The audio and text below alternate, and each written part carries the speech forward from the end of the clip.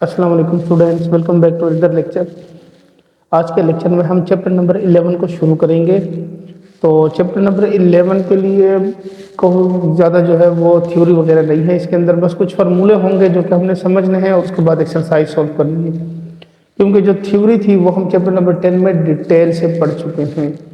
तो उम्मीद करता हूँ आपको ये वाली जो एक्सरसाइज है, ये वाले चैप्टर हैं, ये आपको इजी लगेंगे, क्योंकि पिछले जो चैप्टर थे वो थोड़े से डिफ़िकल्ट है। हाँ, यहाँ पे आपको एक प्रॉब्लम हो सकता है, वो हो सकता है फार्मूलों के साथ। ये नहीं, बहुत ज़्यादा फार्मूले हैं, उसको याद रखना, जाहिर बात है उसको याद ही रखना होगा, क्योंकि हर एक्सरसाइज के साथ अलग अलग फार्मूले दिए गए हैं। तो ये चीज़ यहाँ पे नहीं मिलेगी आपको देखने के लिए। बाकी अदरवाइज क्वेश्चन इतने ज़्यादा मुश्किल नहीं होंगे, ईजी हैं। तो फार्मूले सिर्फ यहाँ पे आपको डिस्टर्ब कर सकते हैं कि तो इतने ज़्यादा फार्मूले कैसे कवर होंगे। सो एनी हाउ प्रैक्टिस से ही कवर होंगे, क्योंकि जितनी प्रैक्टिस करेंगे उतनी आपको इसके ऊपर ग्रिप आएगी और आपके लिए इजी हो जाएगा। सो लेक्चर शुरू करने हैं। लेक्चर शुरू करने से पहले अगर आप मेरे चैनल पर नए हैं तो चैनल को सब्सक्राइब कर ले और बेल आइकन को प्रेस कर ले, ताकि मेरे आने वाली हर वीडियो आपको पहले मिल सके। तो आज का लेक्चर शुरू करते हैं, जिसका फर्स्ट टॉपिक है इंट्रोडक्शन ऑफ ट्राइंगल। अब चूंकि सिर्फ इंट्रोडक्शन लिखी थी, मतलब ट्रायंगल के बारे में थोड़ा बहुत बताया गया था, चूंकि हम पहले भी पढ़ चुके हैं, लेकिन यहाँ पे कुछ बेसिक चीज़ें हैं जो कि ट्रायंगल के हवाले से आपको याद रखना ज़रूरी है, क्योंकि वही चीज़ें हम आगे चल के भी यूज़ करेंगे। तो इसलिए सोचा कि आपको पहले ही ये चीज़ें समझा दूँ। इसमें यह है कि आपके पास अगर एक नॉर्मल ट्रायंगल की बात हो रही है, यहाँ पर अगर मैं एक नॉर्मल ट्रायंगल कोई भी बना लेता हूँ तो उसमें 3 साइड होती हैं। ठीक है, कोई भी ट्रायंगल है उसकी ऑब्वियसली इसकी 3 ही साइड होती हैं। तो उस 3 साइड में उसके 3 साइड के अलग अलग नाम होंगे, यानी कॉर्नर के वर्टेक्स के नाम होंगे ए, बी एंड सी। तो ए के जो ऑपोजिट साइड वाला एंगल है वो क्या होगा, ए से रिप्रेजेंटेड है।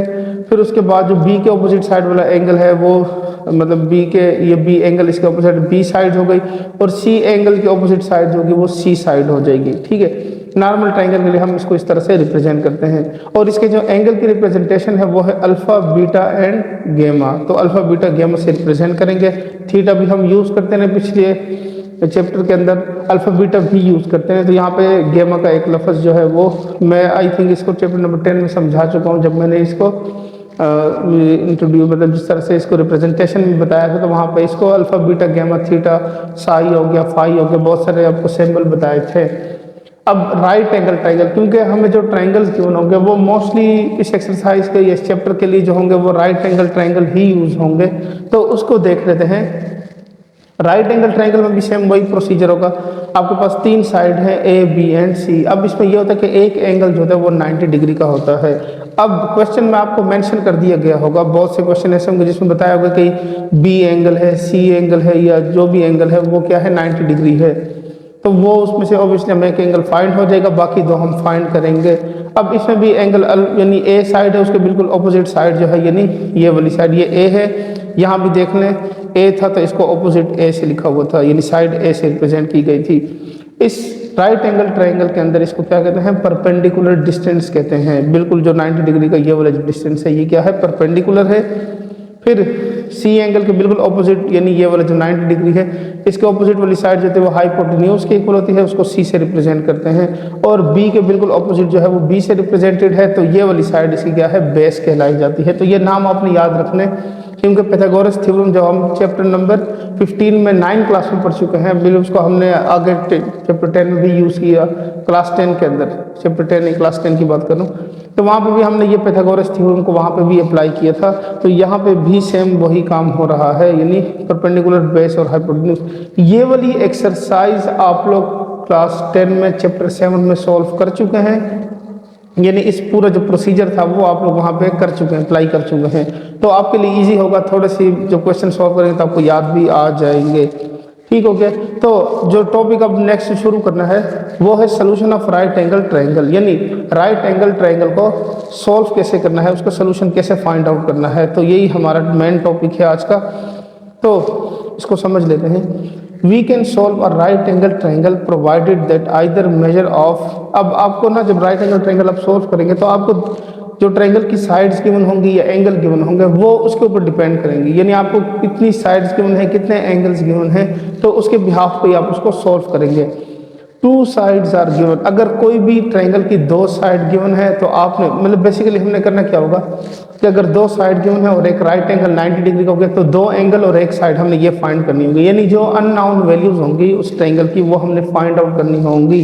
तो पहली कंडीशन ये है कि अगर दो साइड गिवन है तो number 2 one acute angle and one sides are given. Acute angle ये होता है कि जो 90 से कम होता है, तो एक ऐसा एंगल गिवन होगा जो 90 से कम होगा, वो 88 भी हो सकता है, वो इस तरह का कोई भी एंगल हो सकता है। ये ना हो कि आप लोग समझे कि ये तो बिल्कुल 90 के बिल्कुल करीब है। हाँ, एक्यूट है, 90 से कम है, तो फिर वो उस कंडीशन को पूरा कर रहा है। और उसके साथ साथ क्या है, वन साइड गिवन होगी, यानी अब एक 90 डिग्री का एंगल हो जाएगा और एक आपके पास क्या हो जाएगी, एक साइड हो जाएगी। तो उससे भी क्या हो जाएगा, ये दूसरी कंडीशन इसकी फाइंड, मतलब ये दो कंडीशन हमने फॉलो करनी है। तो we consider the following cases, यानी इन चीज़ों को हम केसेस में डिस्कस करेंगे कि दो केसेस है, इसी हिसाब से आपके क्वेश्चन भी बने हुए हैं। अब वो दो केसेस को कैसे, case 1 when measure of two sides are given. अगर आपको दो साइड की मेजरमेंट गिवन है तो फिर केस 1, ये केस 1 होगा, इसके हिसाब से क्वेश्चन गिवन होंगे। और केस 2 क्या है, when measure of one angle and two sides are given. ठीक है, तो ये भी एक कंडीशन हो सकती है। तो इन दोनों कंडीशन के अकॉर्डिंग आपकी बुक में अलग अलग तरीके से क्वेश्चन लिखे हुए हैं। ठीक है, किसी में एक साइड और दो एंगल गिवन है, किसी में दो एंगल एक साइड गिवन है, इस तरह से ना डिफरेंट वैल्यूज गिवन है। तो एक्सरसाइज को शुरू करते हैं, क्योंकि इसके अलावा इसकी कोई थ्योरी नहीं है जो कि आपको समझनी हो या कोई ऐसी चीज़ जो ज़रूरी हो। तो अगर ज़रूरी हो भी सही कोई चीज़ तो फिर मैं वो साथ ही क्वेश्चन के साथ ही आपको समझा दूंगा, यानी किसी भी क्वेश्चन के साथ अगर ज़रूरत हुई कोई एक्स्ट्रा चीज़ समझाने की तो वहीं पे मैं क्लियर कर दूंगा। तो एक्सरसाइज को शुरू करते हैं। तो एक्सरसाइज शुरू करते हैं। इसका फर्स्ट क्वेश्चन गिवन है कि solve the following right triangle. Right angle triangle given है, वो आपने सॉल्व करना है। तो इसमें जो ट्रायंगल गिवन था वो मैंने शेप यहाँ बना ली है और साथ में मेंशन भी कर लिया मैंने यहाँ पे कि जो जो चीज़ें गिवन है और जो हमने फाइंड करनी है। तो आपको एक ये वाला एंगल ए गिवन है, तो यहाँ पे मैंने एंगल ए लिख लिया। फिर उसके बाद एंगल सी गिवन था 90 डिग्री, वो लिख लिया। एक साइड गिवन थी जो कि मैंने पहले बता दी कि ये वाली जो साइड है ये क्या होती है, सी के इक्वल होती है और ये हाइपोटेन्यूज है, तो सी यहाँ पे मेंशन कर देता हूँ। अच्छा जी, फाइंड क्या करना है, ये एंगल बी आपके पास अननाउन है, ए की वैल्यू अननाउन है और बी की वैल्यू अननाउन है। तो ये हमने क्या करना है, इसको फाइंड आउट करना है। तो इसको सोल्व करते हैं। अब सोल्व करते हैं तो आपको याद होगा, मैं यहाँ पे लिख लेता हूँ, as we know that sum of all angle in a triangle is equal to 180 degree, यानी इस किसी भी ट्रायंगल की तीनों एंगल्स को ऐड करो तो 180 के इक्वल आता है। तो ये हो जाएगा angle A plus angle B plus angle C is equal to 180 degree. तो चूंकि एंगल ए की वैल्यू गिवन से हमें 30 plus angle B find out करना है और प्लस एंगल सी की वैल्यू हमें गिवन है 90 डिग्री इज इक्वल टू 180। तो ये हो जाएगा angle B is equal to 90 plus 30, तो हो जाएगा प्लस 120 इज इक्वल टू 180। अब क्या करते हैं, इसको राइट साइड पर ले जाते हैं। So angle B is equal to 180 minus 120, so angle B is equal to 60 degree. ये आपके पास एक वैल्यू इसकी फाइंड हो गई है। अब यहाँ पे फार्मूले हमने कौन से यूज करने हैं, तो देखें जो एंगल, ये वाला एंगल अगर गिवन है ना, तो इस एंगल के लिए हम क्या करते हैं, साइन अल्फा की वैल्यू, कोस अल्फा की वैल्यू, टेन अल्फा की वैल्यू, इस तरह से हम इसको क्या कर सकते हैं, यूज कर सकते हैं। अब चूंकि यहाँ पे ए से लिखा हुआ है तो अल्फा नहीं यूज करेंगे बल्कि ए लिखेंगे। ठीक हो गया, तो यहाँ पे मैं मेंशन कर देता हूँ कि since sine alpha is equal to perpendicular और हाइपोटेन्यूज, इसी तरह से cos alpha is equal to base over hypotenuse. ठीक हो गया, तो यहाँ पे क्या होगा, यहाँ पे आपके पास साइन अल्फा आ जाएगा परपेंडिकुलर ए डिवाइडेड बाय सी और यहाँ पे क्या होगा बी डिवाइडेड बाय सी। तो इन वैल्यूज को हम यूज करेंगे और इसकी मदद से हम क्या करेंगे, इसकी साइड फाइंड आउट करेंगे, क्योंकि एंगल तो फाइंड हो चुका है, साइड को फाइंड आउट करना है। तो उसका तरीका बहुत इजी है, सिंपल यहाँ पे लिखेंगे sine A is equal to, यहाँ पर जिस तरह मैंने लिखा है ए डिवाइडेड बाय सी, वो कर लेंगे। ए की वैल्यू गिवन है साइन 30 और इस इक्वल टू ए की वैल्यू ए ही रहेगी, सी की वैल्यू गिवन है 6, so implies that A is equal to sine 30 multiply by 6। तो कैलकुलेटर की मदद से आप इसकी साइन 30 की वैल्यू फाइंड आउट कर लेंगे। तो साइन 30 से आपके पास आएगा 1/2। ठीक हो गया। तो यहाँ पे मैं दिखा देता हूँ क्या करना है। सिंपल साइन लिखना है, 30 लिख देना है, 1/2 आ जाएगा, मल्टीप्लाई बाय 6 करेंगे तो 3 आंसर आ जाएगा। तो इसको हम लिख लेते हैं a is equal to 1/2 multiply by 6, और यहाँ से आपके पास वैल्यू आ जाएगी a इज इक्वल टू 3। अब आपके पास ये साइड भी फाइंड आउट हो चुकी है। अब हमें नेक्स्ट क्या करना है, दूसरी साइड जो कि बी वाली साइड है वो फाइंड आउट करनी है। तो उसको फाइंड कर लेते हैं यहाँ पे इसको।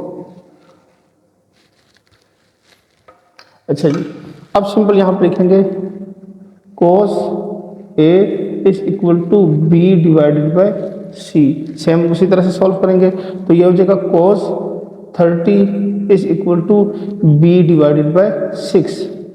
सो implies that b is equal to cos 30 multiply by 6। अब सिंपल हमने करना क्या है, कैलकुलेटर में हमने लिख लेना है cos और 30 लिख देना है, तो आपके पास आएगा 3 स्क्वायर रूट बाई 2 में भी नज़र आ जाएगा आपको, और इसको मल्टीप्लाई कर देंगे 6 के साथ तो आपके पास 3 स्क्वायर रूट 3 इसका आंसर आ जाएगा। तो यहाँ पे लिख लेते हैं b is equal to 3 square root by 2 multiply by 6, और b इज इक्वल टू ये 2 1 ज़ा 2 और 2 3 ज़ा 6 इस तरह से कैंसिल हो जाएगा। सो ये हो जाएगा 3 square root multiply by 3 and b is equal to 3 into square root 3। हाँ, अगर स्क्वायर रूट की वैल्यू को ख़त्म करना हो तो आप सिंपल 3 स्क्वायर रूट 3 जो आपके पास कैलकुलेटर में ये इसका आंसर आया था उसको हम इस फॉर्म में स्टैंडर्ड फॉर्म में कन्वर्ट कर देंगे तो 5.19 कुछ इसका आंसर आ जाएगा। ठीक हो गया। सो मैं बुक में चेक कर लेता हूँ कि आपके जो आंसर है वो किस फॉर्म में गिवन है, तो हम उसको उसी फॉर्म में ही कंटिन्यू कर लेंगे। तो 11.1 का फर्स्ट क्वेश्चन आपको गिवन है 3 स्क्वायर रूट 3 की फॉर्म में गिवन है, तो इसलिए हमने क्या करना है, इसको इसी नोटेशन की फॉर्म में लिख लेना है और इसको स्टैंडर्ड फॉर्म में कन्वर्ट नहीं करना। ठीक हो गया। तो ये इसका क्या हो गया, आपके पास आंसर आ गया। ठीक हो गया। बी की वैल्यू फाइंड की है, एंगल जो गिवन था, फिर ए और बी जो साइड्स हैं वो भी फाइंड कर ली है। तो इस तरह से आपका फर्स्ट पार्ट जो है क्वेश्चन नंबर 1 का वो सॉल्व हो गया है। तो उम्मीद करता हूँ समझ आ गया होगा। जो जो फार्मूले लिखे थे, मतलब जो जो फार्मूले यूज़ होने वो मैंने साथ में यहाँ पे लिख दिए, मेंशन कर दिया ताकि आपको आसानी रहे।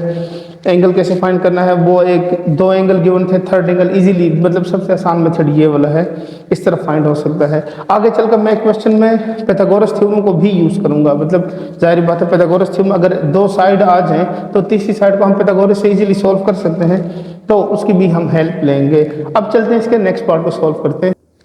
तो सेकंड पार्ट को सॉल्व करते हैं, सेम उसी तरह से देखें। अब हाँ, शेप थोड़ी सी चेंज है, बाकी तरीका वही है, मेथड सारा कुछ लिखा भी वही है, मतलब परपेंडिकुलर ए है, हाइपोटेन्यूज जो है वो सी से लिखा हुआ है, बी जो है वो बेस।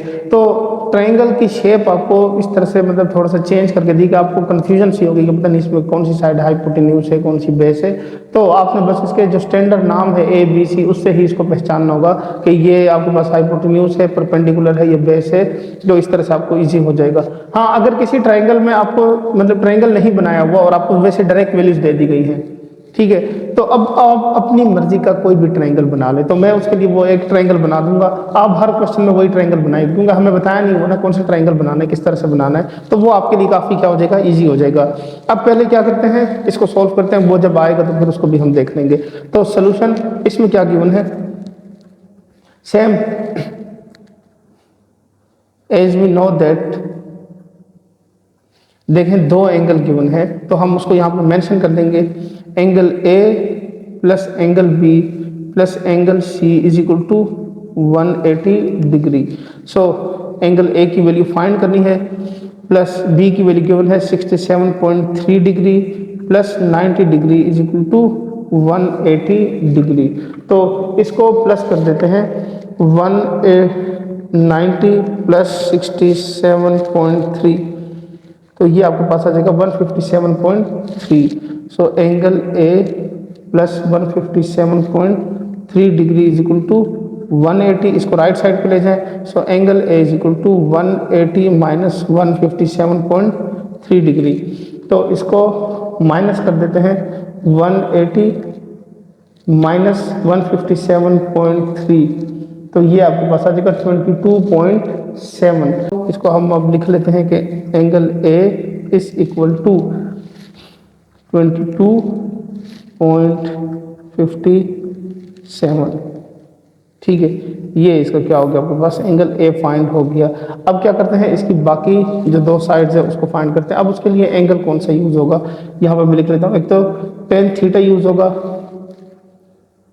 परपेंडिकुलर ओवर बेस, चूंकि बेस गिवन है तो इसमें से बेस की वैल्यू को यूज किया जा सकता है। उसके अलावा क्या है, cos theta is equal to base और हाइपोटेन्यूज, तो इस तरीके से ये भी फाइंड हो जाएगा। अब इसकी वैल्यूज कौन कौन सी आएंगी, मतलब यहाँ पे लिख लेते हैं। परपेंडिकुलर क्या है आपके पास, परपेंडिकुलर आपके पास ए के इक्वल है और बेस क्या है आपके पास बी है। तो कोस में बेस की वैल्यू आ जाती है, तो वो हम अगर यूज करें तो बेस आपके पास क्या है, बी डिवाइडेड बाय सी। तो इसकी मदद से ये वैल्यूज भी क्या हो जाएंगी, फाइंड हो जाएंगी। अच्छा जी, यहाँ पे देख लीजिएगा, ये 180 माइनस 157.3 की है, तो वो मैंने 122.7 के बजाय 57 लिख दिया था गलती से। ठीक हो गया, तो ये आप लोग करेक्ट कर लीजिएगा। अच्छा जी, अब इसकी साइड फाइंड करते हैं। चूंकि मैंने लिख दिया है कि कौन कौन से फार्मूला यूज होंगे, तो इसको अब हम क्या कर लेते हैं, सिंपल यूज कर लेते हैं। तो पहला फार्मूला यूज होगा 10, चूंकि अल्फा की वैल्यू हम यूज कर रहे हैं 10a की value, so 10a is equal to a divided by b. So 10 22.7 degree is equal to a divided by 126. So implies that a is equal to 10 22.7 degree multiplied by 126. So a is equal to, अब 10 22/7 की value निकाल लेते हैं। Simple 10 22.7 लिखेंगे तो आपके पास answer आ जाएगा। यहाँ पे देख लें, ये समझ लें, यहाँ पे सिंपल हमने लिखना है 10 22.7, तो ये लिखेंगे, इक्वल दबा देंगे। अब आपके पास ना इसमें बहुत सारी वैल्यूज आएगी, आपने लिखनी कौन सी वैल्यूज है, तो आपने देखना है पॉइंट के बाद आपने 4 डिजिट लिखना है। 0.421 यानी 4183, ये वाले जो 4 डिजिट है ये हमने यहाँ पे लिखने हैं। सो ये हो जाएगा आपके पास 0.4183 मल्टीप्लाई बाय 126। सो इसको मल्टीप्लाई कर देंगे 126 के साथ, तो आपके पास आंसर आ जाएगा a इज इक्वल टू, ये आपके पास आ जाएगा 0.4183 मल्टीप्लाई बाय 126, तो ये हो गया 52.7058। अब आपकी बुक में जो आंसर लिखा हुआ है वो राउंड ऑफ करके लिखा हुआ है, तो इसको हम क्या कर लेते हैं 52.7058।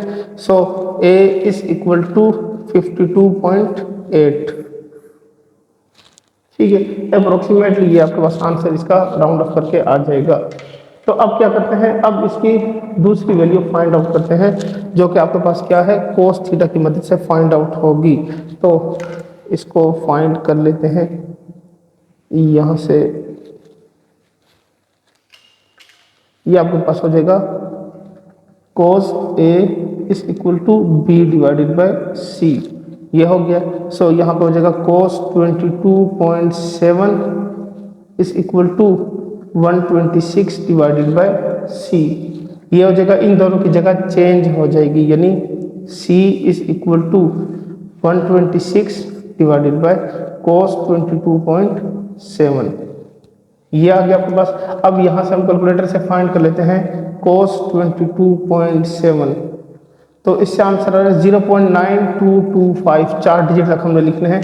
सो c is equal to 126 divided by 0.9225। ठीक हो गया, ये आपने लिख लेना है। अब हमने सिंपल डिवाइड कर देना है किस चीज़ को, 126 डिवाइडेड बाय 0.9225, तो आपके पास आंसर आ जाएगा 136.58, या कुछ इस तरह से आपके पास इसकी वैल्यू आ जाएगी। तो इसको हम 15 है ना 58, मतलब ये लिखा हुआ है आपके पास, सी में यहाँ लिख देता हूँ कि 136.5853, तो इसको राउंड ऑफ कर लेते हैं 136.6। तो ये इसका क्या हो गया, आपके पास आंसर आ गया और ये क्वेश्चन सॉल्व हो गया। अब क्वेश्चन ये यहाँ पे होता है कि अगर हम राउंड ऑफ ना करें, वही वैल्यू लिख दें जो कि लिखी हुई है, तो फिर क्या होगा, तो फिर कुछ भी नहीं होगा, फिर भी आपका आंसर एक्यूरेट ही कंसीडर होगा। ठीक है, अगर आपने नहीं राउंड ऑफ करना, वही लिखना है तो वही लिख लीजिएगा। मैं इसलिए कर रहा हूँ कि आपके बुक में राउंड ऑफ करके लिखा हुआ है, फिर अक्सर बच्चे कहते हैं कि सर बुक का आंसर आपको मैच नहीं हो रहा, वो बेसिकली राउंड ऑफ नहीं हुआ होगा, या इस तरह से थोड़ी बहुत जो है वो चेंज आ जाता है, तो फिर वो आपको कंफ्यूज कर देता है कि पता नहीं आंसर क्यों उस तरह का नहीं आया। अब इसके थर्ड पार्ट को सॉल्व करते हैं। तो अब इसके थर्ड पार्ट को सॉल्व करते हैं। ट्रायंगल गिवन है, उसमें सी वाली जो मतलब साइड अब इस साइड पे गिवन है, यानी उसकी शेप थोड़ी सी चेंज कर दी गई है। हाइपोटेन्यूज गिवन है, परपेंडिकुलर, अब इन्होंने ना शेप को थोड़ा सा देखें मतलब कंफ्यूजन बनाने के लिए ना उसको थोड़ा सा चेंज कर दिया है।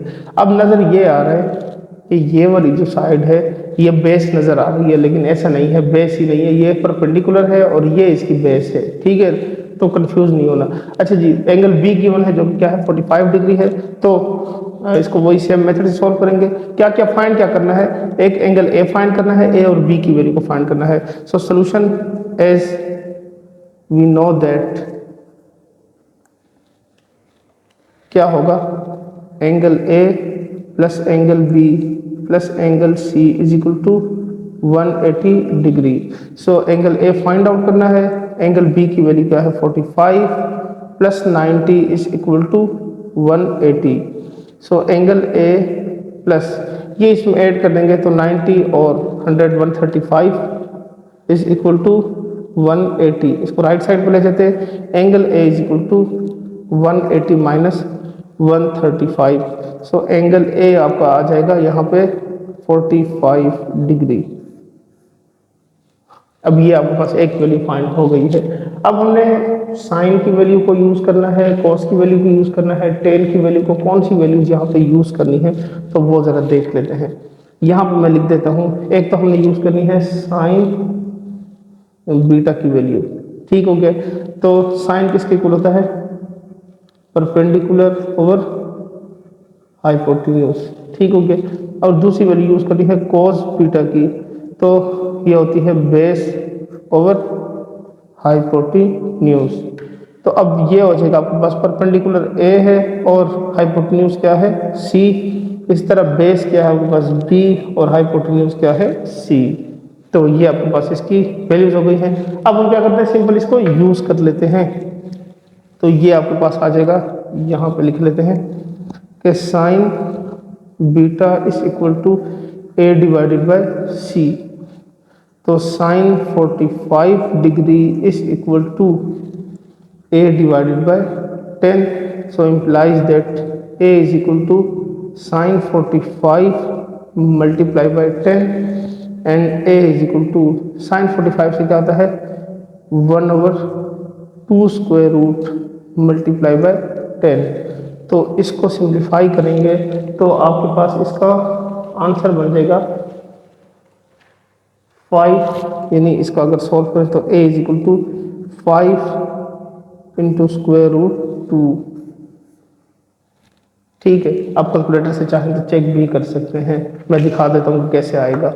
ये देख लें, सिंपल यहाँ पर लिखना है साइन 45 डिग्री, ये आ गया आपके पास मल्टीप्लाई बाय 5 और मल्टीप्लाई बाय 10, तो 5 स्क्वायर रूट 2, तो ये इसका आंसर हो गया। अब कॉस की वैल्यू फाइंड करते हैं, उससे भी सेम आंसर आएगा क्योंकि साइन और कॉस दोनों से, यानी जब 45 डिग्री हो तो दोनों से सेम आंसर आता है, लेकिन इसको फाइंड कर लेते हैं।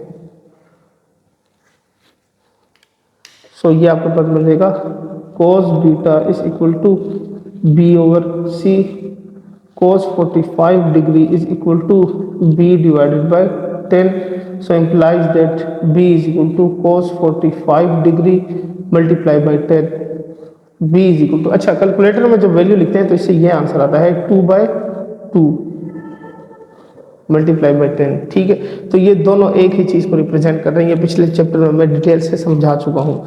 अच्छा जी, b is equal to 2 multiply by 5, so b is equal to 5 into square root 2। तो ये इसका क्या हो गया, आंसर हो गया। तो यहाँ पे आपका क्वेश्चन नंबर 1 जो है वो कंप्लीट हो गया है। तो उम्मीद करता हूँ समझ आ गया होगा। क्योंकि ट्रायंगल गिवन थे, समझने में आसानी थी। ट्रायंगल है ना भी गिवन हो तब भी आसानी होगी, क्योंकि बस आपने सिंपल करना क्या होगा, उन वैल्यूज को पहचानना होगा कौन सी वैल्यूज गिवन है और उसके अकॉर्डिंग उसको यूज कर लेना है। अब जो नेक्स्ट क्वेश्चन है उसके लिए हमें ट्रायंगल नहीं गिवन, बस सिंपल क्या लिख दिया गया है, उनकी साइड लिख के दी हुई है, तो उसकी साइड लिख लेते हैं, उसको फिर सिंप्लीफाई करते हैं। तो क्वेश्चन नंबर 2 शुरू करते हैं। उसमें ट्रायंगल नहीं बना हुआ, लेकिन मैंने आपकी आसानी के लिए ट्रायंगल भी बना दी है। आप सारे ट्रायंगल इस तरह से बना लीजिएगा, ठीक है। अपनी आसानी के लिए बना रहे हैं, ना बनाए तो भी ठीक है, कोई इशू नहीं है। लेकिन उससे अब तो देखें ना, अगर आप क्वेश्चन सॉल्व कर रहे हैं और इस तरह से आप इसको एग्जीक्यूट करेंगे, तो आपकी जो यहाँ प्रेजेंटेशन होगी ना, उसकी वजह से आपका क्वेश्चन अगर कहीं पे मिस्टेक भी हो जाए तब भी वो जो चेकर होगा वो इग्नोर कर देगा उस छोटी सी मिस्टेक को, क्योंकि आपने इतने अच्छे से उसको प्रेजेंट किया होगा। तो इस तरह से थोड़ी प्रेजेंटेशन अच्छी से कीजिएगा पेपर के अंदर। अच्छा जी, अब इसको सॉल्व करते हैं। तो पहला काम, क्या क्या गिवन है इसके अंदर देख लें। 2 एंगल गिवन है और यहाँ पे मेंशन कर दीजिए एंगल गेमा इज इक्वल टू 90 डिग्री, मतलब ये एंगल हमें गिवन है हर क्वेश्चन के लिए, जितने भी इसके क्वेश्चन के, जितने क्वेश्चन 2 के जितने भी पार्ट्स हैं उन सब के लिए यही होगा। तो solution as we know that क्या होगा, alpha plus beta plus gamma is equal to 180 degree. So alpha find out करना है, बीटा की वैल्यू गिवन है 28 प्लस 90 इज इक्वल टू 180। 90 में ये ऐड करेंगे तो ये आपके पास हो जाएगा 100 और 118, तो alpha plus 118 is equal to 180। इसको राइट साइड पे ले जाते हैं। So alpha is equal to 180 minus 118, ये हो गया। अच्छा जी, अब नेक्स्ट क्या होगा, नेक्स्ट क्या होगा कि इसको माइनस कर देंगे तो आपको बस अल्फा की वैल्यू आ जाएगी simple, alpha is equal to 182 आ जाएगा। ले जी, ये वैल्यू आ गई है। इन क्वेश्चन में मैं क्या करूँगा, कोशिश करूँगा कि आपको पाइथागोरस थ्योरम का इस्तेमाल भी बता दूं, क्योंकि पिछले वाले क्वेश्चन में मैंने क्या किया था, सारे वो जो साइन और कोस उसकी मदद से सॉल्व किए हैं। इन क्वेश्चन में मैं कोशिश करूंगा कि आपको थोड़ा सा पाइथागोरस की तरफ भी लेके जाया जाए। अब यहाँ पे जो एक एंगल, चूंकि एक तो फाइंड करना जरूरी है, 2 साइड का होना जरूरी है, एक साइड है दूसरी साइड नहीं है, तो उसको कैसे फाइंड आउट करेंगे। उसके लिए मैं क्या करूँगा, simple sine alpha is equal to perpendicular over hypotenuse, ठीक है, ये फाइंड हो सकती है। तो परपेंडिकुलर ए हो गया, हाइपोटेन्यूज सी हो गया, इसको यूज कर लेते हैं। तो यहाँ पर हो जाएगा sine alpha is equal to A divided by C.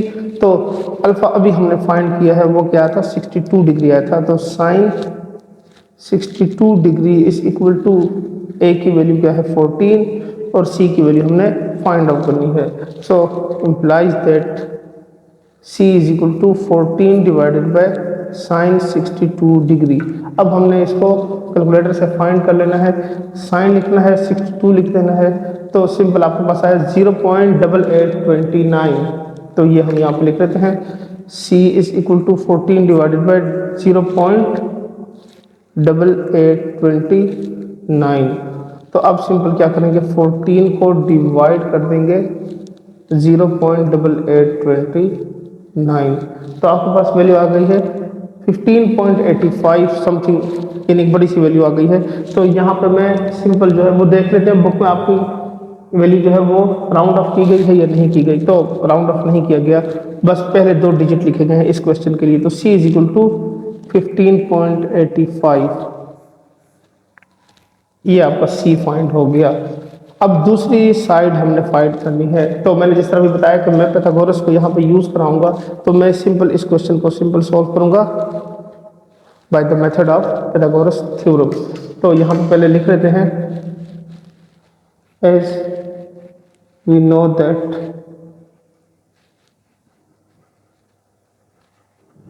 Pythagoras statement of Pythagoras, statement लिखना है, फार्मूला ऑफ पाइथागोरस, वो ये है, hypotenuse square is equal to perpendicular square plus base square. अच्छा, ये बेस और परपेंडिकुलर को आगे पीछे भी कर सकते हैं, कोई फर्क नहीं पड़ेगा। ये ना आप कंफ्यूज हो, हमने तो पहले बेस पढ़ा था फिर परपेंडिकुलर लिखा हुआ था, तो इससे कोई फर्क नहीं पड़ेगा।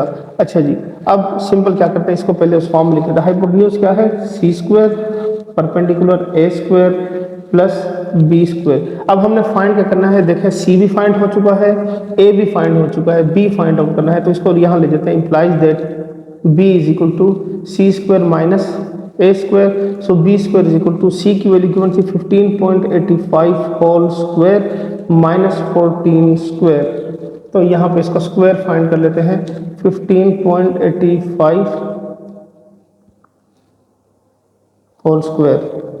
तो ये आपके पास आ जाएगा 2512225। तो ये हो जाएगा B square is equal to 251.225 minus 14 जार 196। तो इसमें से माइनस कर देंगे 251.2225 माइनस 196। तो आपके पास आंसर आ जाएगा B square is equal to 552225। तो यहाँ पे स्क्वायर रूट अप्लाई कर देते हैं, यहाँ पे भी स्क्वायर रूट, ये और ये कैंसिल हो जाएगा। सो बी की वैल्यू आपके पास आ जाएगी, इसका स्क्वायर रूट फाइंड कर लेते हैं। तो ये हो जाएगा 7.44 लिख लेते हैं बुक के अकॉर्डिंग, ठीक हो गया। तो ये इसका क्या हो गया, आपके पास आंसर आ गया। तो उम्मीद करता हूँ समझ आ गया होगा। वही पिछले सवाल है, क्वेश्चन 1 जैसे ही है, कोई चेंज नहीं है। हाँ, थोड़ा सा मैंने यहाँ पे चेंज ये लिखा है कि मैंने इस क्वेश्चन के अंदर वो पाइथागोरस थ्योरम को यूज़ किया है। पिछले वाले में मैंने सिंपल साइन और कोस की मदद से या टेन की मदद से इस दोनों वैल्यूज क्या की थी, फाइंड करवाई थी। अब इसके नेक्स्ट पार्ट को सॉल्व करते हैं। अच्छा जी, तो अब इसका सेकंड पार्ट सॉल्व करते हैं। देखें इसमें मैंने शेप थोड़ी सी चेंज कर दी है, ठीक है ना, क्योंकि मैंने अपनी मर्जी से शेप बनाने, तो मैं इस तरह से शेप बना लेता हूँ, ठीक हो गया। आप चाहे तो वही क्वेश्चन 1 जो पार्ट 1 था उस तरह की शेप बना ले। तो इसको भी सॉल्व करते हैं। Solution as we know that alpha plus beta plus gamma is equal to 180 degree, ठीक हो गया। तो इसमें कौन सी वैल्यूज गिवन है, गैमा और बीटा की मतलब अल्फा फाइंड आउट करना है। So alpha is equal to 180 minus beta minus gamma, इस तरह भी लिख सकते हैं, ठीक हो गया। So alpha is equal to 180 minus 21.5 and minus 90। So alpha is equal to 180 में से 90 निकालें तो 90 आ जाएगा, और 90 में से 21.5 को माइनस करेंगे तो आपके पास आंसर आ जाएगा 68.5। तो यहाँ पर लिख लेते हैं 68.5 डिग्री, ये हो गया अल्फा। अब यहाँ पे मैं दूसरा कौन सा फॉर्मूला यूज़ करूँगा, जिसकी मदद से मैंने क्या करना है, यूज़ करना है मतलब कोई भी सी और ए की वैल्यू को फाइंड करना है। तो यहाँ पे मैं सिंपल लिख लेता हूँ, cos alpha is equal to base over hypotenuse, ठीक हो गया। सो बेस की वैल्यू आपके पास क्या है, b है, हाइपोटेन्यूज c है। तो इसकी मदद से हम क्या कर लेते हैं, एक वैल्यू यानी c की फाइंड हो जाएगी। तो फिर दूसरी वैल्यू हम क्या करेंगे, पाइथागोरस थ्योरम की मदद से फाइंड करेंगे। सो यहाँ पे इसको फाइंड आउट कर लेते हैं, लिख लेते हैं cos alpha is equal to b over c। So cos 68.5 degree is equal to b की वैल्यू क्या है 8.9 over c, implies that c is equal to 8.9 divided by cos 68.5 degree. अच्छा जी, अब cos 68.5 की वैल्यू निकाल लेते हैं। सिंपल cos 68.5, तो आपके पास वैल्यू आ जाएगी c is equal to 8.9 divided by 0.3665, ये लिख लेते हैं। फिर उसके बाद 8.9 को डिवाइड कर लेते हैं 0.3665, तो आपके पास आंसर आ जाएगा 24.2837 समथिंग आ जाएगा। तो बुक के अकॉर्डिंग इसका आंसर लिख लेते हैं 24.28 लिखा हुआ है। So c is equal to 24.28, c find हो गया। अब नेक्स्ट वैल्यू फाइंड करते हैं। तो अब इसकी सेकंड वैल्यू को फाइंड आउट करते हैं। उसके लिए सिंपल मैं क्या करूंगा, पाइथागोरस थ्योरम को यूज करूंगा। So by using Pythagoras theorem, तो वो है आपके पास hypotenuse square is equal to perpendicular square plus base square.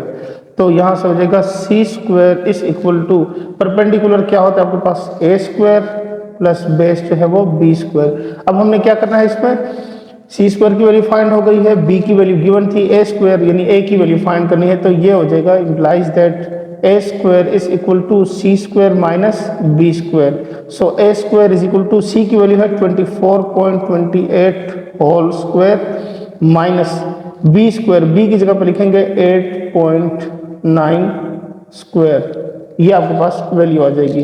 तो अब इनके स्क्वायर यहाँ पे अप्लाई कर लेते हैं, 24.28 होल स्क्वायर, तो यहाँ से आपके पास आ जाएगा 589.5184 माइनस 8.9 होल स्क्वायर, तो यहाँ से आपके पास वैल्यू आ जाएगी 79.21।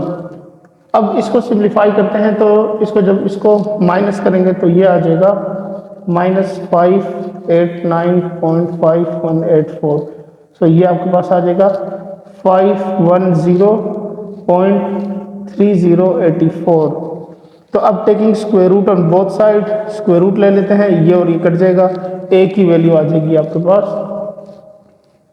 22.59।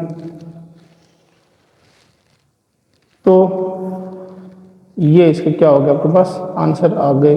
सो ये इसका सेकंड पार्ट भी सॉल्व हो गया है। अब इसके लास्ट पार्ट को सॉल्व करते हैं। अब इसके थर्ड पार्ट को सॉल्व करते हैं। इसमें हमें दो साइड्स गिवन है और एक एंगल गिवन है, यानी ये वाला क्वेश्चन जो बाकियों से डिफरेंट है, ठीक है। उसमें ये होता था कि दो एंगल गिवन होते थे, थर्ड एंगल, और इस तरफ फिर हम उसको सॉल्व करते थे। लेकिन यहाँ पे क्या है, आपके पास दो साइड है, एक बी और सी गिवन है। ए साइड हम पाइथागोरस की मदद से सॉल्व कर लेंगे डायरेक्ट, और फिर दो एंगल जो हैं वो फिर हम इसको क्या करेंगे, फर्दर फाइंड करेंगे। तो उसके लिए फिर हम क्या करेंगे, अल्फा बीटा का इस्तेमाल करेंगे। फिर थर्ड एंगल के लिए फिर क्या कर सकते हैं हम, alpha square plus beta square plus gamma square, इस तरह से फिर हम क्या करेंगे, उसके लिए वो वाला मेथड यूज करके भी सॉल्व कर लेंगे। लेकिन चले पहले हम क्या कर लेते हैं, बाय यूजिंग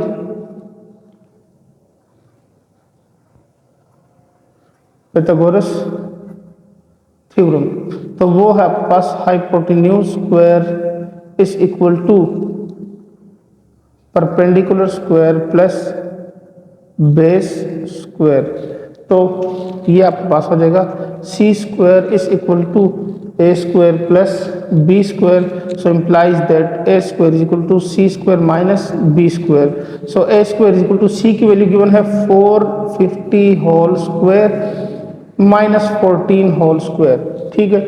तो 450 का 450 स्क्वायर ये आ जाएगा आपके पास 202500 माइनस 196, तो माइनस 196 ये हो जाएगा 202304। अब इसका क्या कर लेते हैं, स्क्वायर रूट फाइंड कर लेते हैं। तो A square square root is equal to square root of 202304, ये कैंसिल हो जाएगा। ए की वैल्यू अब आपके पास आ जाएगी स्क्वायर रूट ऑफ 202304, तो ये आपके पास बन गया 499.7821। काफ़ी ज़्यादा वैल्यू, तो हम इसको 78 ही लिख लेते हैं, 78 लिख लें। ये इसका क्या हो गया, आपके पास एक जो ए वाला आंसर था वो फाइंड हो गया है। अब हमने क्या करना है, नेक्स्ट हमने इसकी वैल्यूज फाइंड करनी है, ठीक हो गया।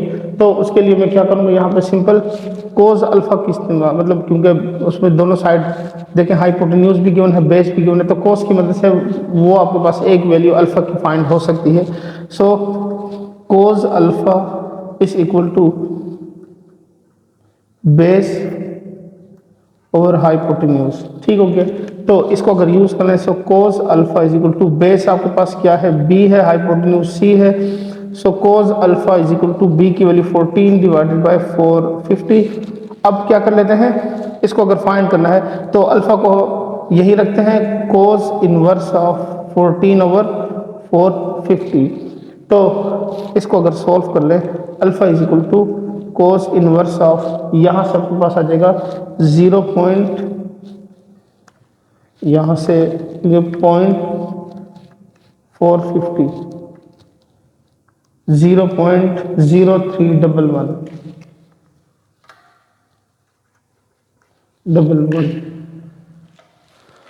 अब इसको फर्दर सिंप्लीफाई करते हैं, कोज इनवर्स इसका फाइंड कर लेते हैं। सो ये आपके पास वैल्यू आ जाएगी इसकी।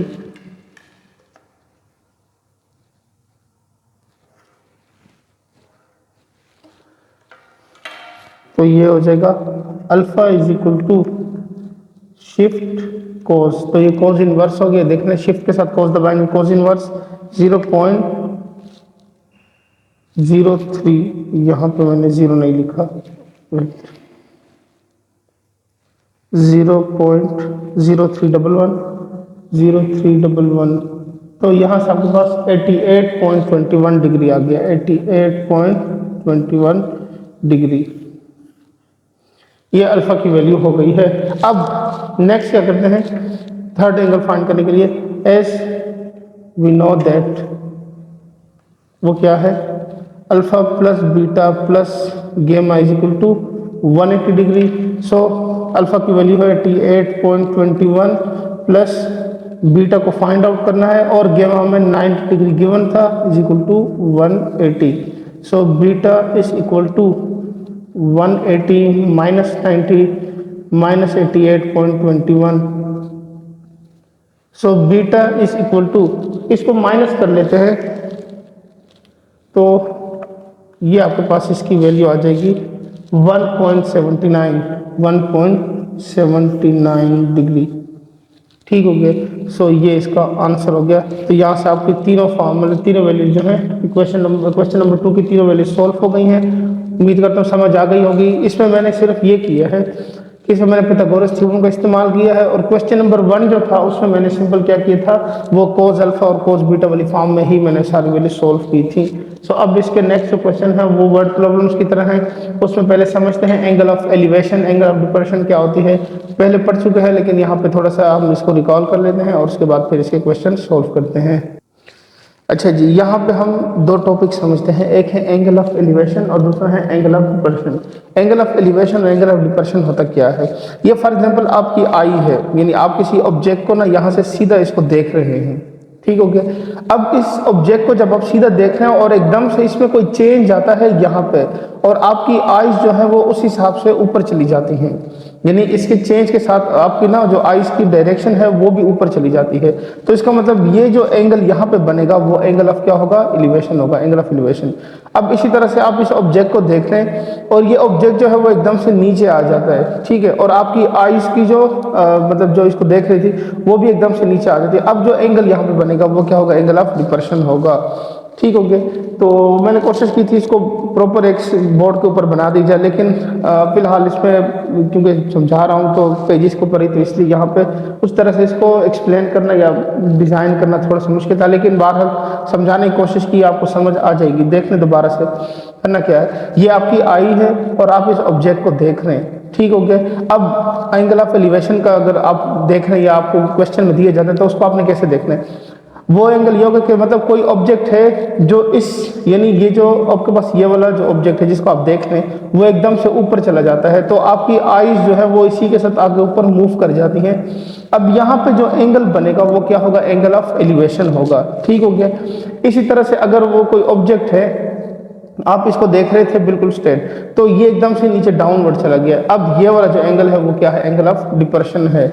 या कभी कभी ये होता है कि आप इस हाइट के ऊपर बैठे हुए, इस हाइट के ऊपर, और वहां से किसी ऑब्जेक्ट को नीचे ऑब्जर्व कर रहे हैं, ठीक हो गया, तो यहाँ पे जो एंगल बनेगा वो भी क्या होगा, एंगल ऑफ डिप्रेशन होगा। अक्सर क्वेश्चन में ये होता है कि हम बोर्ड के ऊपर होते हैं और नीचे या पहाड़ की बिल्कुल चोटी के ऊपर बैठे होते हैं और वहां से किसी ऑब्जेक्ट को देख रहे होते हैं, या इस तरह की डिफरेंट आपको क्वेश्चन दिए जाते हैं। तो ऊपर से नीचे की तरफ भी जब आप देख रहे होते हैं, यानी आपकी आईज जो है वो डाउनवर्ड होती हैं, तो वहां पे जो एंगल बनता है वो एंगल ऑफ डिप्रेशन होता है, ठीक हो गया। अब हम इसके क्या करेंगे, नेक्स्ट क्वेश्चन सॉल्व करेंगे, उसमें हमने इन्हीं चीज़ों को यूज़ करना है। वहां पे हमें मेंशन होगा कि angle of elevation and angle of depression, ये चीज़ें हमें उसमें मेंशन की गई होंगी। तो ये वाले क्वेश्चन है बहुत ईजी है, ज़्यादा इंशाल्लाह टाइम देने नहीं होंगे, क्योंकि काफ़ी ज़्यादा इसमें ना ईजिली एक फार्मूला यूज़ किया जाता है, उसमें एक वैल्यू अननाउन जो है वो फाइंड करने को कहा गया होता है। तो वो अक्सर या हाइट होती है या बेस होती है या कोई ना कोई एंगल होता है। एंगल वैसे दिए होंगे, मोस्टली क्वेश्चन में एंगल दिए होते हैं, हाँ कोई एक आधा क्वेश्चन हो जिसमें एंगल ना दिए हो, सो वो देख लेते हैं, उसकी स्टेटमेंट्स रीड करते हैं 1 बाय 1 और फिर उसको सिंप्लीफाई करते हैं। सो क्वेश्चन नंबर 3 की मैं स्टेटमेंट लिखता हूँ, फिर उसको सॉल्व करते हैं। तो क्वेश्चन नंबर 3 की स्टेटमेंट है the angle of elevation of the top of the post from point on level ground 38 meter away is 33.23 degree, find the height of the post. यहाँ पे कह रहे हैं कि यहाँ पे जहाँ पे सी पॉइंट, यहाँ पे कोई पोस्ट है, ठीक है, उस पोस्ट के ऊपर कह रहे हैं कि एंगल ऑफ एलिवेशन, यानी यहाँ से कोई शख्स जो है लेवल ग्राउंड से उसको देख रहा है। अब यहाँ से जब आप उसको देख रहे हैं तो इसका मतलब यहाँ पे जो इसका एंगल बन रहा है वो है 33.23 डिग्री, और इसका जो जहाँ से शख्स इसको देख रहा था, ऑब्जर्व कर रहा था, वो उस पोस्ट से, यानी यहाँ से उस पोस्ट से यहाँ से लेकर यहाँ तक का जो डिस्टेंस है वो क्या है 38 मीटर है। अब पूछें कि इसकी हाइट कितनी है, ये आपने क्या करना है, इसको फाइंड आउट करना है। सो चूंकि मैंने ट्रायंगल बना दिया, ट्रायंगल की वजह से ये क्वेश्चन जो है वो आपको इजीली समझ आ जाएंगे। अब सोल्यूशन क्या करेंगे, let's suppose that given that क्या है, या given that A B distance हमें given, let A B distance is equal to 38 metre. उसके अलावा क्या गिवन है, theta is equal to 33.23 degree, और उसके अलावा क्या करना हमने, बी सी यानी ये वाली जो हाइट है एच, ये हमने क्या करना है, फाइंड आउट करना है। अब देख लें, इसके लिए आपको इजीली समझ आ जाएगा इसमें कौन सा फॉर्मूला यूज होगा। तो देखें, टेन इक्वल होता है 10 परपेंडिकुलर डिवाइडेड बाय बेस, ठीक है, टेन थीटा जो है वो इसके इक्वल होता है। परपेंडिकुलर एच हो गया, बेस ये हो गई, तो इसकी दोनों की मदद से हम डायरेक्ट फाइंड कर सकते हैं। तो यहाँ पे मैं लिख लूंगा कि as tan theta is equal to perpendicular divided by base, ठीक हो गया। अब टेन थीटा जो है वो इक्वल हो जाएगा, परपेंडिकुलर डिस्टेंस क्या है आपके पास, बी सी है, और ये वाली लाइन क्या है, ए बी हो गई, ए बी लाइन। अब हमने चूंकि फाइंड क्या करना था, फाइंड इसमें हमने बी सी यानी एच वाली जो वैल्यू है वो फाइंड आउट करनी है। So implies that B C is equal to tan theta multiply by A B हो गया। So implies that B C H is equal to, यह हो जाएगा 1033.23 डिग्री एंड मल्टीप्लाई बाय 38। तो अब क्या करते हैं, 1033.20 इसकी वैल्यू निकाल लेते हैं। तो ये आपके पास आ जाएगा 1033.23 से आ गया 0.655 multiply by 38। So height is equal to, multiply करेंगे 24.89 मीटर, ये इसकी हाइट आ गई है। तो यहां पे लिख लेते हैं कि the height of the post is कितनी थी, 24.89 मीटर। तो ये इसका क्या हो गया, आपके पास आंसर आ गया। ठीक है, उम्मीद करता हूँ समझ आ गया होगा। बहुत ही इजी क्वेश्चन है ये वाले। तो हाँ, थोड़ा सा चेंज होगा क्योंकि डिफरेंट तरीके से उसमें साइन कोस ये आपको पहचानना होगा, कौन सी साइड गिवन है, तो ये थोड़ी थोड़ी चीज़ आपको पहचानना होगी। बाकी ये क्वेश्चन इंशाल्लाह इजी है। अब इसके नेक्स्ट क्वेश्चन को सॉल्व करते हैं। सो क्वेश्चन नंबर 4 को सिंप्लीफाई करते हैं। इसकी मैंने थोड़ी सी शेप अच्छी सी बनाने की कोशिश की है, मैंने कहा थोड़े सा आपको समझ आ जाए। अच्छा जी, पहले समझ लेते हैं। अब मस्जिद मीनार 82 meter height cast a shadow of 62 meter long. ये कह रहे हैं कि एक मस्जिद का मीनार है जो कि ये 20 ही लेंथ है, यहाँ पे मैंने रिप्रेजेंट किया है। ये आपके पास मस्जिद का एक मीनार है। तो इसके ऊपर ना कह रहे हैं कि find the angle of elevation of the sun at the moment, यानी अगर इसके ऊपर, इस मीनार के ऊपर सूरज की रोशनी लग रही है और उसकी वजह से इसका एक साया बन रहा है, तो ये 62 मीटर का इसका क्या हो रहा है, साया बन रहा है। अब कह रहे हैं कि जो हाइट है वो इसकी 82 मीटर है और जो इसका साया बन रहा है वो क्या है, 62 मीटर है। यहाँ पे एंगल कौन सा बनेगा, जब वो मतलब ये जब इसका बिल्कुल यहाँ से जब ये इसका शेडो जो है वो अगर यहाँ से बिल्कुल ऐसे इसका शेडो इस तरफ बनता है, तो ये वाला जो आखिरी कॉर्नर पॉइंट होगा उसके ऊपर उसका एंगल ऑफ क्या होगा, एलिवेशन क्या होगा। ठीक हो गया।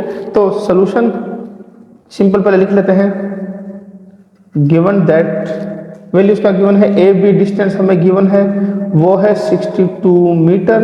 उसके अलावा क्या गिवन है, बी सी डिस्टेंस गिवन है वो है 82 मीटर। हमने फाइंड क्या करना है, फाइंड हमने करना है थीटा, एंगल फाइंड आउट करना है। तो अब इसके लिए भी देखना क्या है, परपेंडिकुलर हाइट और बेस दोनों गिवन है। तो इसके लिए हम सिंपल कौन सा फॉर्मूला यूज करेंगे, as tan theta is equal to perpendicular divided by base.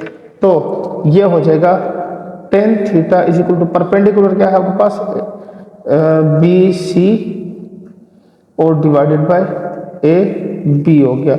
And tan theta is equal to B C की वैल्यू हमें गिवन है, वो है 82 डिवाइडेड बाय 62। ठीक हो गया। अच्छा जी, अब फिर क्या करते हैं, हमने एंगल फाइंड करा था, तो theta is equal to tan inverse of 82 divided by 62। इसको ज़रा डिवाइड कर लेते हैं। सो ये हो जाएगा theta is equal to tan inverse of 1.3225। ठीक है, 82 को डिवाइड कर लेते हैं 62 से, सिंपल। तो आपके पास जो वैल्यू आएगी वो आपके पास आएगी 1.3225। वैसे तो बहुत सारी वैल्यूज आ रही है, लेकिन आपने ये मतलब इसका आगे बहुत सारे नंबर, लेकिन पॉइंट के बाद हम 4 डिजिट ही लिखते हैं। अब इसका हम क्या कर लेते हैं, सिंपल 10 इनवर्स फाइंड कर लेते हैं। तो शिफ्ट 10 इनवर्स 1.3225 लिखेंगे तो आपके पास वैल्यू आ जाएगी 52.90 समथिंग लिखा हुआ है। तो आपके पास theta is equal to, angle हम डायरेक्ट लिख लेते हैं 52.90 डिग्री। ठीक हो गया। सो एंगल ऑफ एलिवेशन हमने फाइंड कर लिया है। तो यहाँ पे लिख लेते हैं एंगल ऑफ एलिवेशन, यहाँ पे लिख लेते हैं angle of elevation is 52.90 degree. तो ये इसको क्या हो गया, आपके पास आंसर आ गया।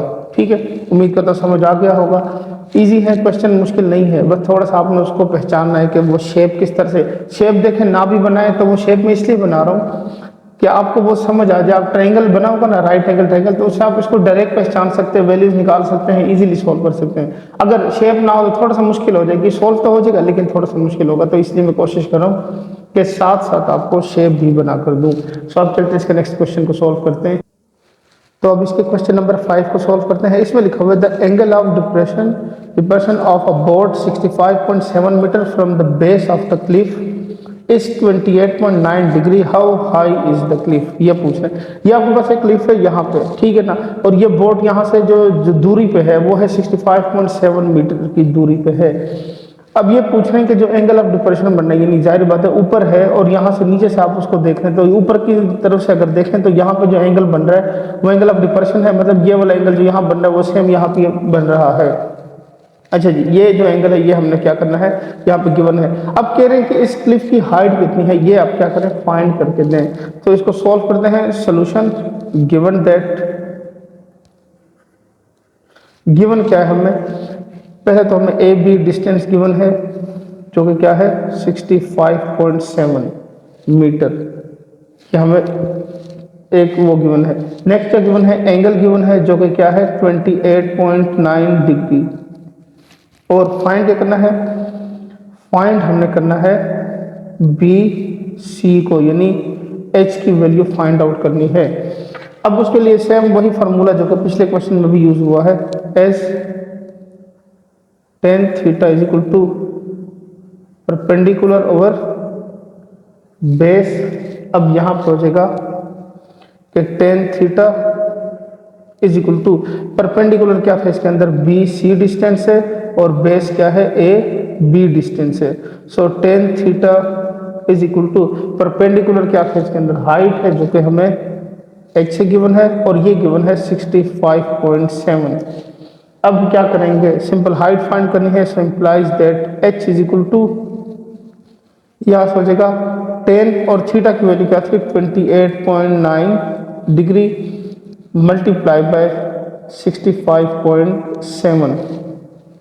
अब पहले निकाल लेते हैं 10 28.9 की वैल्यू निकाल लेते हैं। तो ये निकालेंगे तो ये आ जाएगा 0.5520 मल्टीप्लाई बाय 65.7, ये हो जाएगा। अब इसको इससे मल्टीप्लाई कर लेते हैं तो हाइट आपके पास इसकी वैल्यू आ जाएगी 36 पॉइंट, इसकी वैल्यू है आपके पास क्वेश्चन नंबर 5 की 36.2683 सम अप टू सॉन, मतलब काफ़ी लेंथ ही इसकी लिखी है। तो हम इसको डायरेक्ट बुक के आंसर के अकॉर्डिंग लिख लेते हैं 36.3 मीटर, ये इसकी क्या हो जाएगी, हाइट हो जाएगी। ठीक हो गया। तो अब क्या करते हैं, यहाँ पे मेंशन कर देते हैं the height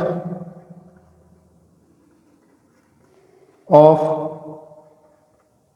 Cliff is 36.3 meter. तो ये इसका क्या हो गया, आपके पास आंसर आ गया। ठीक है, उम्मीद करता हूँ समझ आ गई होगी। ये आपकी बुक में जो आंसर है वो 36.3 लिखा हुआ है, लेकिन जो कैलकुलेटर में आंसर आएगा वो 2, 6, 8, 3 and up to so on, बहुत सारी वैल्यूज आएंगे, तो उसको राउंड ऑफ करके 36.3। हाँ, अगर आप वही भी लिख दें तब भी कोई फर्क नहीं पड़ेगा। मैं राउंड ऑफ क्यों किया है ये बता देता हूँ कि जो इसकी बेस यहाँ पे देखने गिवन थी वो 65.7 यानी सिंगल डिजिट गिवन था, तो इसलिए मैंने इसको भी क्या किया, राउंड ऑफ करके 36.3 लिख लिया। ठीक है, ये इसका आंसर होगा कि आपने राउंड ऑफ क्यों किया है। अब चलते इसका नेक्स्ट क्वेश्चन को सॉल्व करते हैं।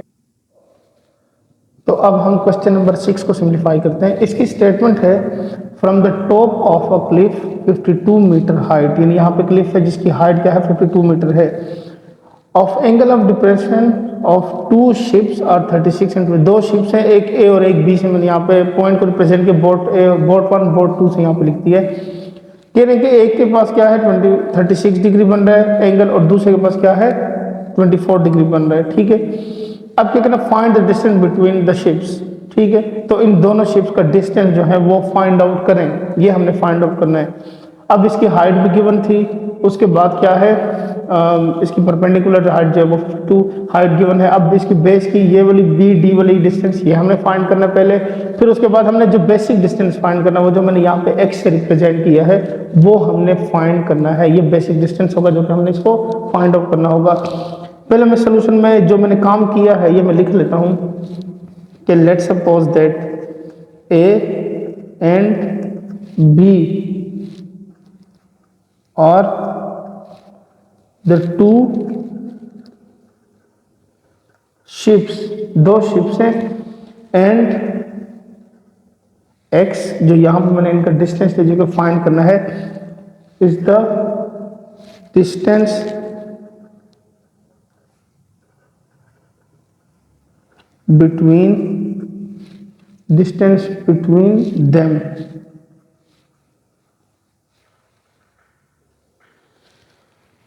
तो फिर फाइंड करें कि ये x डिस्टेंट है क्या, ये हमने फाइंड आउट करना है। अब इसका मैं आपको आसान हल बताता हूँ मैंने करना क्या है। इसके वजह से बहुत से मेथड हो सकते हैं, तो जो इजी मेथड मुझे लगा वही हम यहाँ पे फॉलो करते हैं।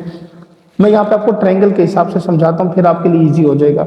मैं क्या कर रहा हूँ, इसमें से ये वाला जो ट्रायंगल है जो कि बी सी और डी, ठीक है, मतलब ये वाले जो बाकी है ये सारा मैं यहाँ से समझे हाइड कर देता हूँ।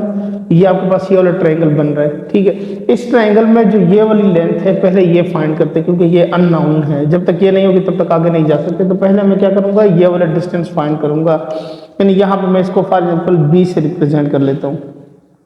ठीक है, तो पहले मैं इस बी डिस्टेंस को फाइंड करूंगा, तो यहां पर लिखिए नाउ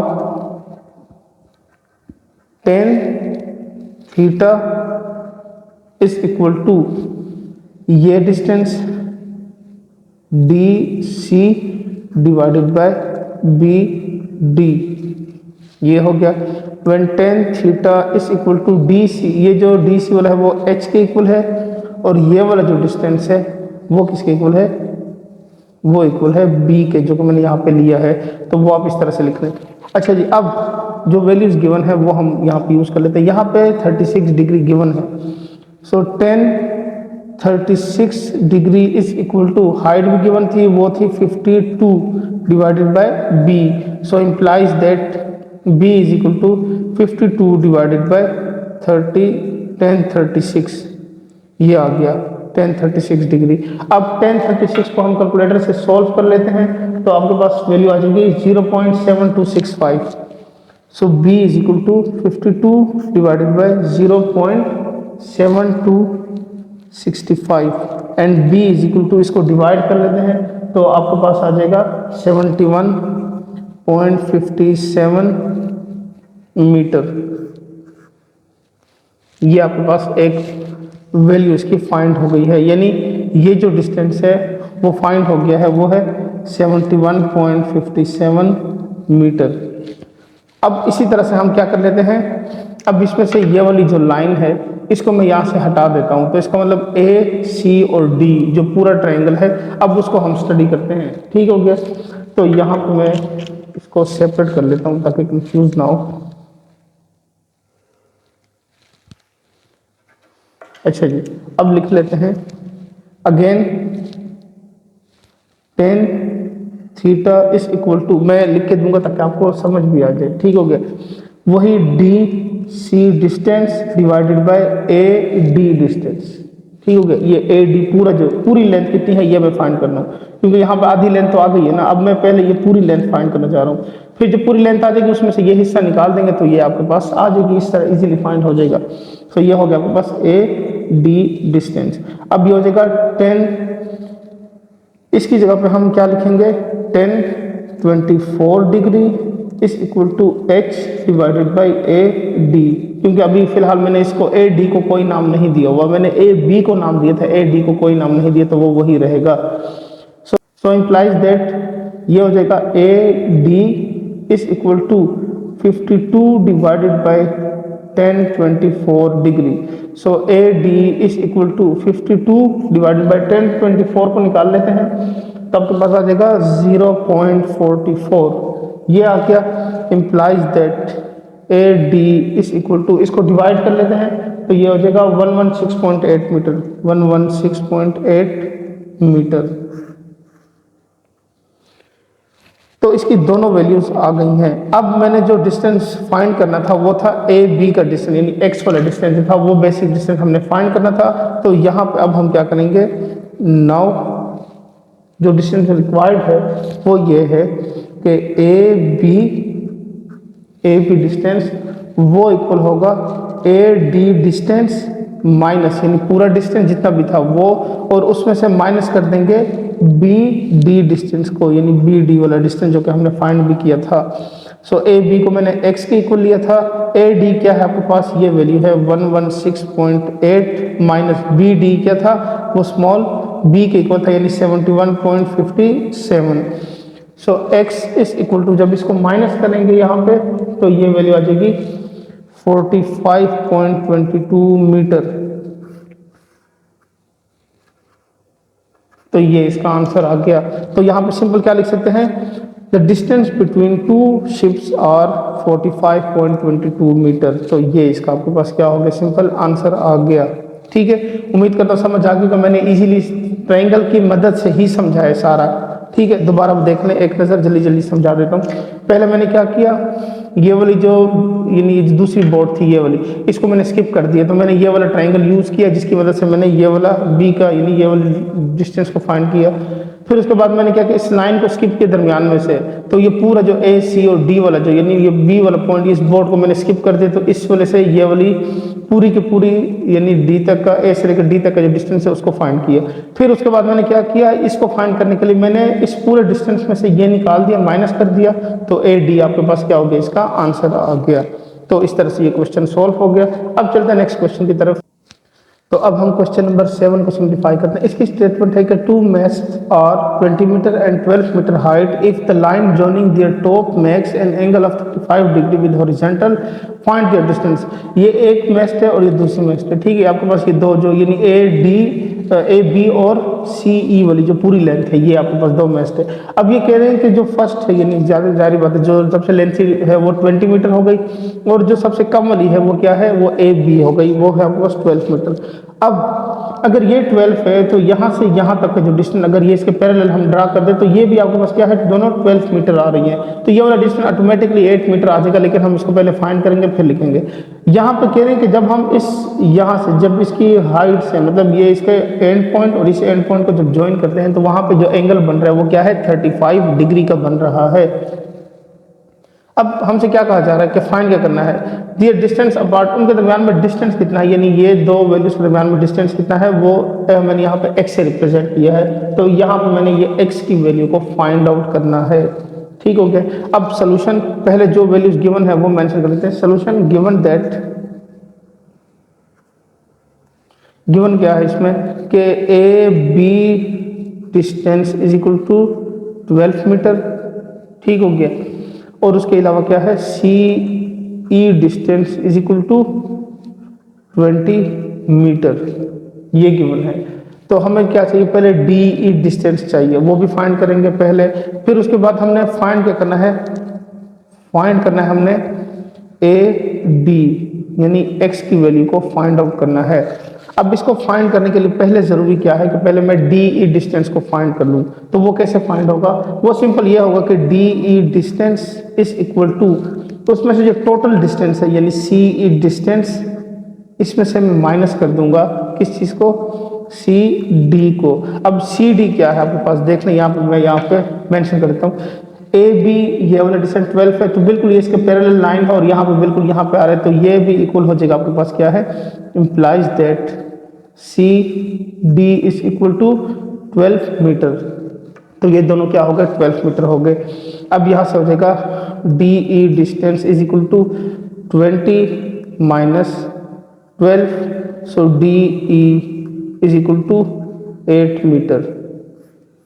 तो ये आपके पास क्या होगा, इसकी वैल्यू आ गई है। तो यहाँ पर मेंशन कर देता हूँ कि ये आपके पास क्या हो गई है, 8 मीटर। ये हाइट भी फाइंड हो गई है। अब नेक्स्ट क्या करना है हमने, नेक्स्ट में ये फाइंड आउट करना है, तो ये वैल्यू फाइंड हो चुकी है। अब सिंपल यहाँ पर टेन थीटा का फॉर्मूला अप्लाई होगा। सो एस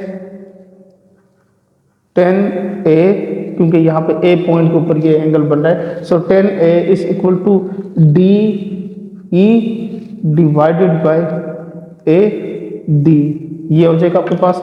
अब 1035 degree is equal to D E क्या है आपके पास 8 डिवाइडेड बाय ए डी क्या है वो x है।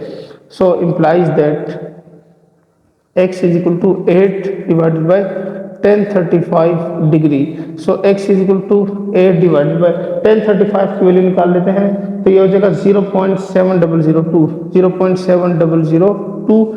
सो x इज इक्वल टू, अब इसको हम डिवाइड कर लेते हैं, तो आपके पास इसका आंसर आ जाएगा 11.4251 लेकिन हम इसको राउंड ऑफ कर लेंगे क्योंकि आपकी बुक में इसको राउंड ऑफ किया गया है। तो यहाँ से हो जाएगा 11.43 मीटर।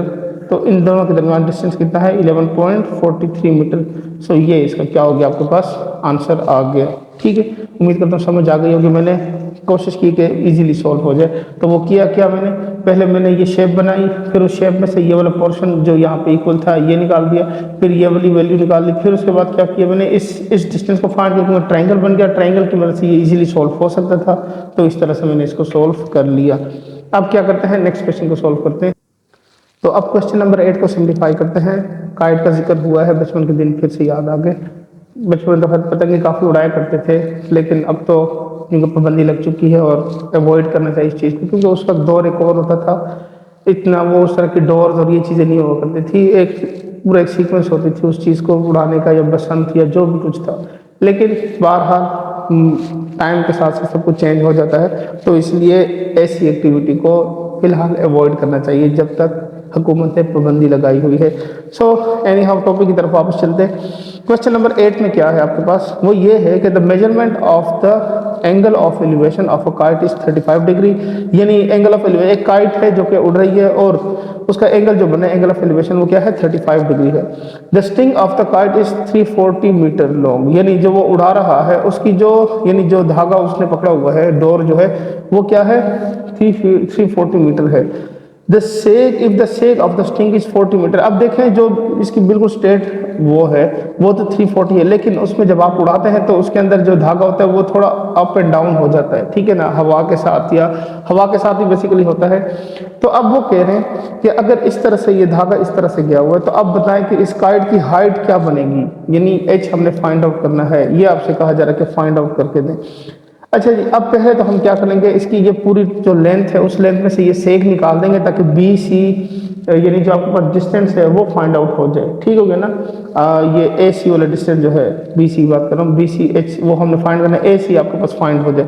उसके लिए सिंपल क्या करेंगे, सोल्यूशन पहले तो मेंशन कर देते हैं लेंथ ऑफ काइट, ये हमें गिवन थी कितनी थी 340 मीटर, और उसके बाद क्या है लेंथ ऑफ सेग वो कितनी है 10 मीटर। अब जो रिमेनिंग लेंथ है, यानी अगर इसमें से ये वैल्यू निकाल दी जाए तो ये हो जाएगी remaining length is equal to, ये हो जाएगा 340 मीटर माइनस 10 मीटर। सो ये हो जाएगा आपके पास 330 मीटर। तो इसका मतलब ये हुआ कि ए सी वाली जो लेंथ है वो 330 मीटर है, ये आपके पास आ गया। अब इसके लिए एंगल अगर फाइंड करें तो यहाँ पे मैं वैल्यू पहले लिख देता हूँ, ये अब आपके पास आ गया 330 मीटर। ठीक हो गया। अब हमने फाइंड क्या करना है, फाइंड हमने एच को करना है। तो साइन सम पीपल है यानी परपेंडिकुलर और हाइपोटेन्यूज, तो ये वैल्यू हम यूज कर सकते हैं। यहाँ पे मैं लिखूंगा कि sine A is equal to B C divided by A C, ये आ गया आपके पास। अब साइन एंगल गिवन है साइन 30 लिखा हुआ है, 35 डिग्री था, अच्छा जी 35 degree is equal to B C वाली हाइट कितनी है, एच है, और divided by 330। So implies that H is equal to sine 35 degree and multiply by 330 degree. So H is equal to sine 35 की वैल्यू निकाल लेते हैं कैलकुलेटर से। सो ये हो जाएगा 0.5736 मल्टीप्लाई बाय ये हो जाएगा 330।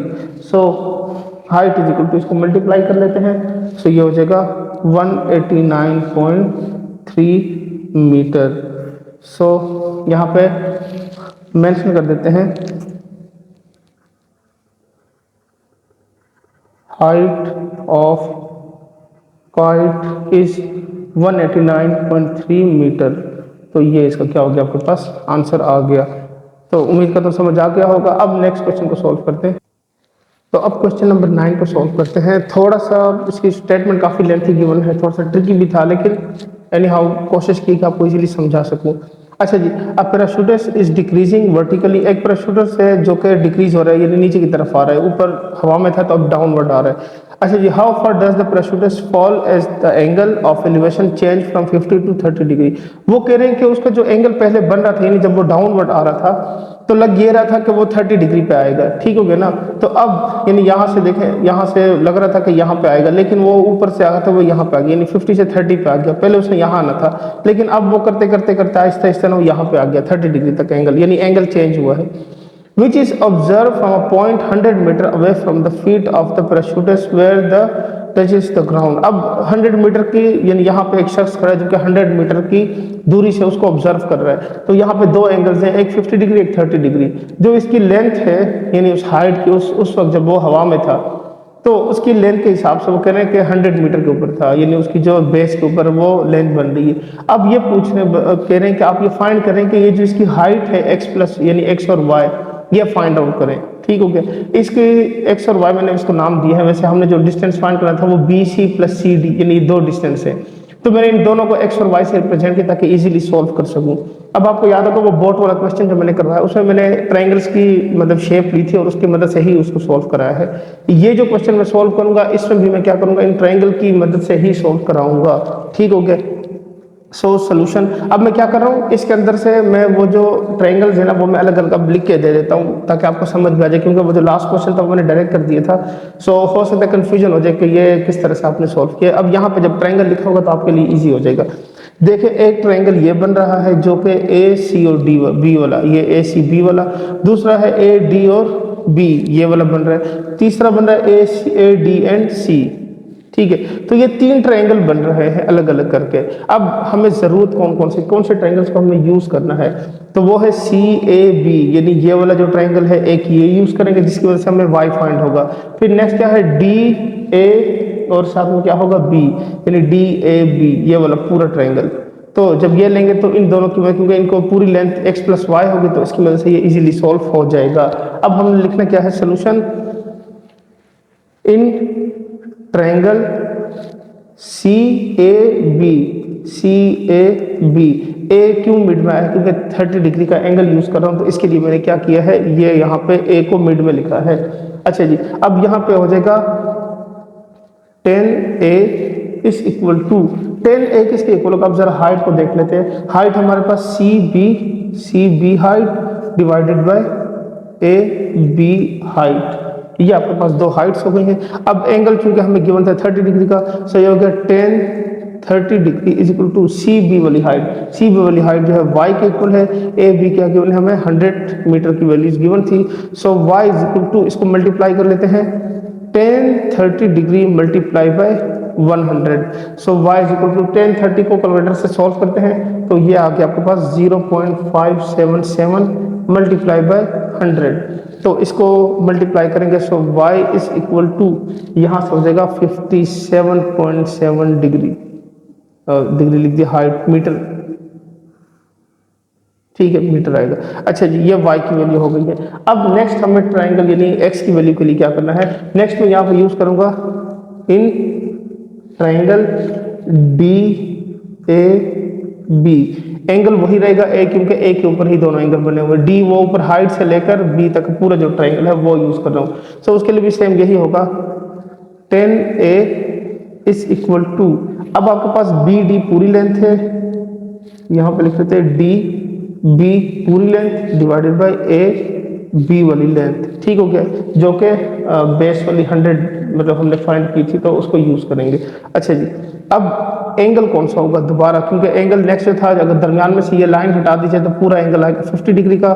सो ये हो जाएगा tan 50 degree is equal to DB क्या है आपके पास x प्लस वाई यानी पूरी लेंथ है, तो ये हो जाएगा x plus Y and divided by AB वाली लेंथ क्या है आपके पास 100, ठीक हो गया, ये आपके पास वैल्यू आ गई है। अब इसको फर्दर सिंप्लीफाई कर लेते हैं, तो यहाँ पे क्या करते हैं, अब tan 50 की वैल्यू पहले फाइंड कर लेते हैं, तो ये हो जाएगा x plus Y is equal to tan 50 की कैलकुलेटर से वैल्यू निकाल लेते हैं, ये आ गया आपके पास 1.1917 मल्टीप्लाई बाय 100 से मल्टीप्लाई करेंगे, so x plus Y is equal to आपके पास आ जाएगा 119.17, ठीक है। अब हमें x की वैल्यू चाहिए, y को राइट साइड पे ले देते हैं, x is equal to 119.17 minus Y, so x is equal to 119.17 minus y की वैल्यू क्या थी आपके पास, वो थी 57.7 जो कि हमने फाइंड की थी। सो इसमें से ये माइनस कर लेते हैं, x is equal to minus करेंगे तो आ जाएगा